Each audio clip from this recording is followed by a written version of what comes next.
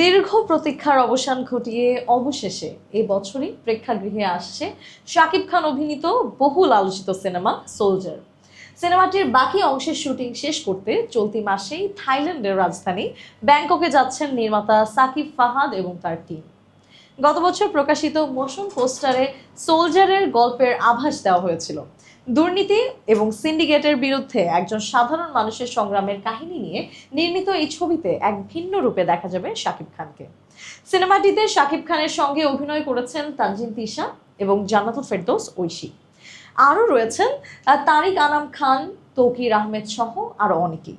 ছবিটি প্রযোজনা করছে Sun music and motion pictures limited. দেশপ্রেম, দুর্নীতি এবং সিন্ডিকেট বিরোধী গল্পে নির্মিত সোলজার এর শুটিং শুরু হয়েছিল গত বছরের অক্টোবরে। শুরুতে ডিসেম্বরেই মুক্তির পরিকল্পনা থাকলেও বিভিন্ন কারণে তা পিছিয়ে যায়। সম্প্রতি সিনেমাটির মুক্তি নিয়ে নতুন করে আলোচনা শুরু হলে নির্মাতা জানান, মুক্তির নির্দিষ্ট তারিখ এখনো চূড়ান্ত না হলেও 2026 সালেই ছবিটি দর্শকদের সামনে আসবে। সাকিব ফাহাদ বলেন, এই মুহূর্তে সিনেমাটি যথাযথভাবে শেষ করাই আমাদের প্রধান লক্ষ্য। অক্টোবর কিংবা ডিসেম্বর দুই সময়ই খুব ভালো। শুটিং ও পরবর্তী কাজ শেষ হওয়ার পর প্রযোজনা প্রতিষ্ঠানের সঙ্গেই আলোচনা করে চূড়ান্ত সিদ্ধান্ত নেওয়া হবে।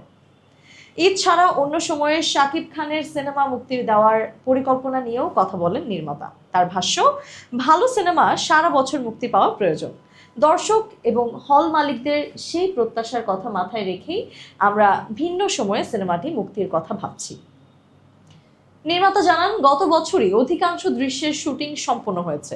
ব্যাংককে কিছু গুরুত্বপূর্ণ দৃশ্য ধারণের পর দেশে ফিরে একটি গানের বাকি অংশের শুটিং শেষ করা হবে।